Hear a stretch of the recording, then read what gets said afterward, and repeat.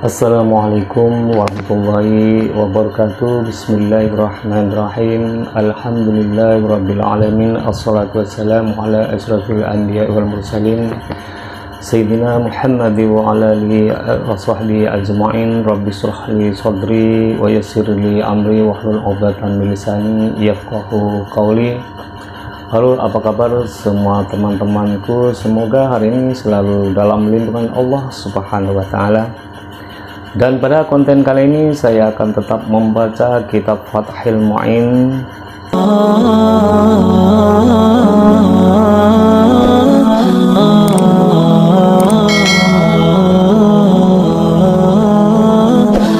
Bismillahirrahmanirrahim. Khatimatun, kesimpulan.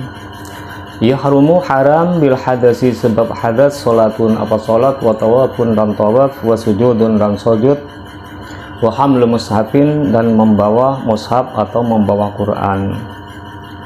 Wama dan perkara kutibah yang ditulis apa itu malidarsin karena untuk dipelajari, walau dan walaupun ada apa itu ma ba'du ayatin, ini sebagian ayat, kalauhin seperti papan.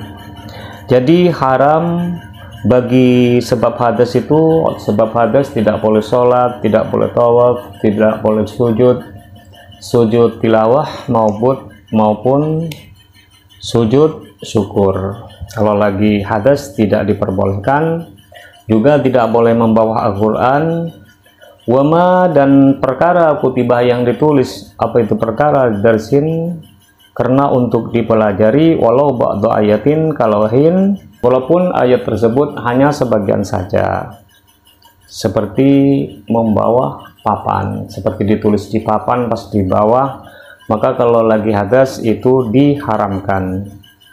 Wal imratu dan utawi penelitian fi qasdid dirasati, di dalam sengaja belajar, menuju belajar, wa tabarruki dan ngambri tabarruk, bihalatil kitabati ketika mencatat. Penelitian ini dalam tujuan untuk dipelajari atau untuk mencari berkah, yaitu terletak ketika menulis. Dunama bukan sesuatu, ba'daha setelah al-kitabah. Wabil katibih dan sebab orang yang menulis, binafsi dengan dirinya orang yang menulis, awliwarihi atau karena lainnya katib. Wa illa dan jika tidak, fa'amiruhu maka untuk orang yang memerintah al-katib. Jika tidak cuma-cuma, maka niat terletak pada orang yang menyuruh. La tidak haram hamluhu apa itu membawa mushaf ma'amatain beserta benda yang lain. Tidak diharamkan membawa Al-Quran itu, membawa mushaf tulisan Al-Quran itu kalau bersama dengan benda yang lain. Wal mushafu dan utawi mushaf wairu maksudin, ini tidak disengaja, bil hamlih dengan dibawa. Sedangkan mushaf itu tidak dimaksud untuk dibawa, artinya tidak bermaksud membawa mushaf. Wadan haram masu warokihi apa itu menyentuh kertasnya mushaf. Walau dan walaupun ada apa itu masu warokihi libayadin terhadap putihnya mushaf, audorfin atau menyentuh tempatnya mushaf, wa'iddah yang disediakan apa itu wadah lahu kepada itu mushaf, wahwa utawi itu mushaf fihi berada di dalam wadah. Dan haram menyentuh kertas dari mushaf, menyentuh kertasnya mushaf itu kalau lagi hadas itu diharamkan. Walaupun menyentuh bagian yang kosong, menyentuh bagian yang kosong dari mushaf itu juga diharamkan, atau walaupun mushaf tersebut berada di dalam wadah yang telah disediakan. Walaupun ada di dalam wadah yang telah disediakan, kalau lagi hadas menyentuhnya itu tetap diharamkan. La tidak haram qalbu waraqihi, apa itu membalik kertasnya mushaf, bi'audin dengan kayu, idza lam yanfasil, apabila tidak terpisah apa itu waraquhu alaihi terhadap. Tidak haram membuka lembaran mushaf asalkan lembaran mushaf tersebut tidak terlepas dari kayu, seperti itu. Dan tidak haram ma'a tafsirin, sertanya kitab tafsir, sedah yang bertambah apa itu tafsir, walau ihtimalan, dan walaupun itu dominan. Tidak haram menyentuh atau tidak haram membawa mushaf yang bersamaan dengan kitab tafsir yang melebihi dari tulisan mushaf. Wala yumna'u, dan tidak dicegah sobiyun, siapa itu anak kecil, mumayyisun yang tamyiz, muhdisun yang hadas, walau dan walaupun ada siapa itu sobi, junuban yaitu orang yang junub. Jadi anak kecil itu yang sudah tamyiz itu artinya bisa makan sendiri, bisa minum sendiri, bisa cebok sendiri, nah, itu namanya tamyiz. Maka anak kecil yang sudah tamyiz itu walaupun ia hadas, walaupun ia junub, maka diperbolehkan untuk memegang mushaf. Habalah, membawa siapa itu sobi, wa massah, dan menyentuh siapa itu sobi, nahwi mushafin, umpamanya mushaf, lihajatin karena ada kebutuhan, lihajati ta'allumi karena kebutuhannya belajarnya sobi. Tidak dilarang dari membawa dan menyentuh mushaf. Anak kecil yang sudah tamyiz itu walaupun membawa mushaf, menyentuh mushaf karena kebutuhan untuk belajar dan mempelajari, maka itu anak kecil yang tamyiz itu diperbolehkan. Wa wasilatihima, dan pelantara keduanya, ta'allumihi wa darasihi, kahamli seperti membawanya mushaf, lil maktabih ke tempat belajar. Begitu pula pelantara keduanya seperti membawa mushaf ke tempat belajar kalau sudah tamyiz itu diperbolehkan. Wal idyanu, dan mendatangkan bihi dengan mushaf, lil muallimi kepada guru, li yu'allima supaya harus mempelajari siapa itu muallim, hu kepada sobi, menhu dari itu mushaf, dan membawa mushaf ke hadapan guru itu supaya guru tadi bisa ngajari, maka itu tidak diharamkan. Wa yahrumu, dan haram tamkinu ghairil mumayyizi, apa itu membiarkan anak yang belum tamyiz, min nahwi mushafin, dari umpamanya mushaf, walau dan walaupun ada apa itu ayat, ba'du ayatin, yaitu sebagian dari ayat. Dan haram membiarkan anak kecil itu yang belum tamyiz, yang paling kecil sendiri yang belum tamyiz, menyentuh mushaf, tidak diperbolehkan walaupun menyentuh hanya sebagian ayat saja. Siapa yang berdosa, yaitu yang haram, yaitu orang tuanya, seperti itu. Terus selanjutnya, dan haram kitabuhu, apa itu menulis mushaf, bil ajamiyati, ditulis dengan bahasa ajam. Haram hukumnya menulis Al-Quran kalau tidak ditulis dengan bahasa Arab, itu hukumnya haram. Dan haram wad'u nahwi dirhamin, apa itu meletakkan umpamanya uang dirham, fi maktubihi, di dalam yang ditulis mushaf, wa ilmi syar'iyyin, dan di dalam ilmu syariah. Dan haram meletakkan uang dirham itu diletakkan di tulisan mushaf. Kalau uang dirham, walaupun uang biasa atau benda yang lain, diletakkan di tulisan mushaf tersebut, atau diletakkan di kitab-kitab yang lain seperti kitab fikih, kitab hadis, dan kitab yang lain, itu diharamkan. Wakada, dan begitu juga sama dengan wad'u dirhamin, ja'lu utawi menjadikan dirham bainah awraqihi, di antara kertas-kertas mushaf. Begitu juga haram meletakkan uang dirham di kertas mushaf yang lain. Khilafan, pendapat ini khilafan berselisih li syaikhina, kepada guru kami. Jadi akan tetapi pendapat ini berselisih dengan pendapatnya Ibnu Hajar.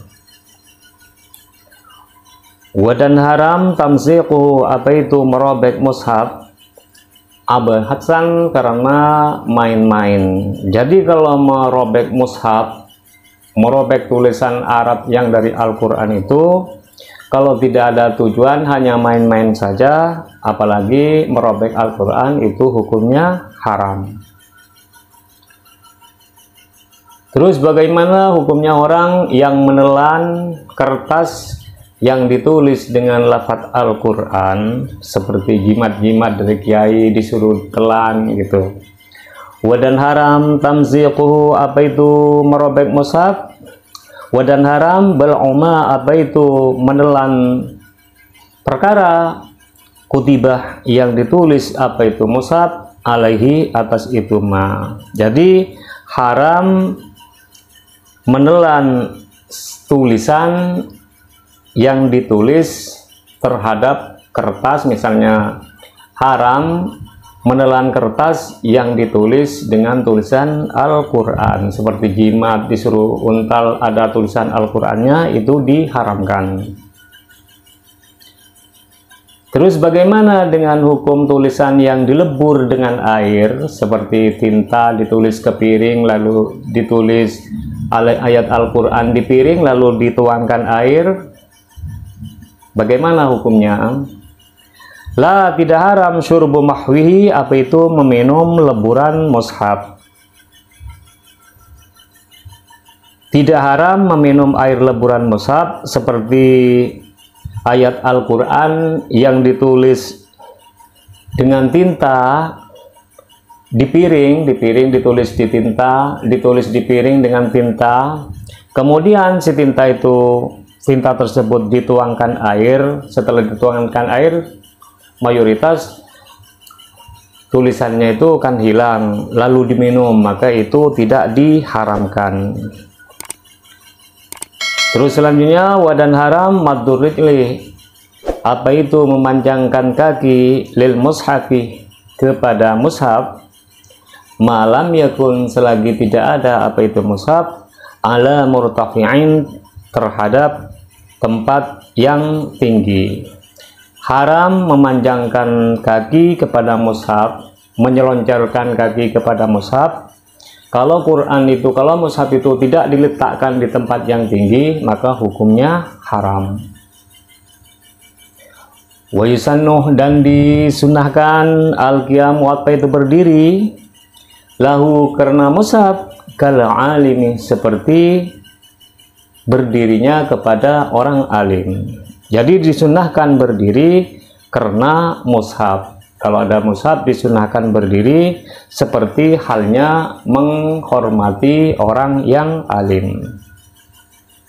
Bal aula, melainkan lebih utama, melainkan berdiri karena orang alim itu dan Al-Quran, berdiri kepada orang alim dan kepada Al-Quran, melainkan hal yang paling utama. Terus bagaimana hukumnya orang yang membakar kertas atau membakar sesuatu yang ditulis dengan ayat Al-Quran? Wa yukrahu, dan dimakruhkan harkuma, apa itu membakar sesuatu, kutibah yang ditulis apa itu mushaf, alaihi, atas terhadap itu ma, dimakruhkan membakar benda yang bertulisan mushaf. Misalnya ada buku, ada tulisan ayat Al-Quran lalu dibakar, maka hukumnya itu makruh. kecuali yang tidak makruh illa li ghardi nahwi syanatin, kecuali karena tujuan umpamanya menjaga mushaf. Kecuali membakar Quran itu ada tujuannya untuk menjaga, takut diinjak orang, takut dikena kotoran-kotoran najis. Kalau ada tujuan seperti itu, maka membakar Al-Quran itu tidak diharamkan. Faghasluhu, maka utawi membasuh mushaf, aula, ini lebih utama, minhu, dari itu membakar. Jadi misalkan ada mushaf, ada tulisan dari Al-Quran itu kena najis, maka yang paling utama itu dibasuh daripada dibakar. Terus wa yahrumu, dan haram bil janabati sebab junub, al muksuh, apa itu berdiam, fil masjid, di dalam masjid, wa qiraatul qur'ani, dan membaca Quran, biqasdihi, dengan tujuan Al-Quran, walau, dan walaupun ada apa itu membaca ba'du ayatin, yaitu sebagian ayat. Haram bagi orang junub itu berdiam di atau duduk di dalam masjid. Dan haram pula bagi orang yang junub itu membaca Al-Quran kalau tujuan membaca Al-Quran, walaupun yang dibaca itu hanya sebagian dari ayat saja. Jadi kalau membaca Quran bihaizu yusma'u, dengan sekiranya mendengarkan siapa orang nafsahu, kepada dirinya orang, sekiranya bacaannya itu didengar dirinya sendiri, maka itu diharamkan. Caranya kalau tidak kita mau baca Al-Quran itu supaya tidak haram, kalau kita lagi junub, lagi haid, mau membaca Al-Quran supaya tidak haram, maka membaca Al-Quran itu dibaca di dalam hatinya dengan tujuan berzikir kepada Allah Subhanahu wa Ta'ala. Walau, dan walaupun ada siapa itu orang yang junub, sobian, yaitu anak kecil, walaupun ya orang yang junub itu adalah anak kecil. Fatwa dari Imam An-Nawawi, orang haid dan orang junub itu dilarang untuk sholat, dilarang untuk membaca Al-Quran, dilarang berpuasa. Akan tetapi puasa saja yang wajib diqodho, bukan sholat. Jadi kalau sholatnya itu tidak usah diqodho, cuman puasanya saja. Bagaimana hukumnya orang yang mengkodok sholat ketika ia junub, ketika dia haid mengkodok sholat? Maka itu hukumnya haram menurut pendapat ulama yang terkuat. Itu saja dari saya, semoga bermanfaat, dan apabila ada makna-makna dan pemahaman yang kurang pas, saya mohon maaf sebesar-besarnya. Dan apabila konten ini sangat bermanfaat, silahkan di like, dan komen, dan subscribe, dan dibagikan kepada teman yang lain supaya dapat manfaatnya juga. Dan tunggu saja episode berikutnya. Doa terbaik dari saya, semoga anda semua itu sehat selalu, panjang umur, dan dilimpah ruahkan rezekinya, dan selamat berbahagia bersama keluarga. Ihdinas siratal mustaqim, wabillahi wattaufiq wal hidayah waridha wal inayah. Assalamualaikum warahmatullahi wabarakatuh.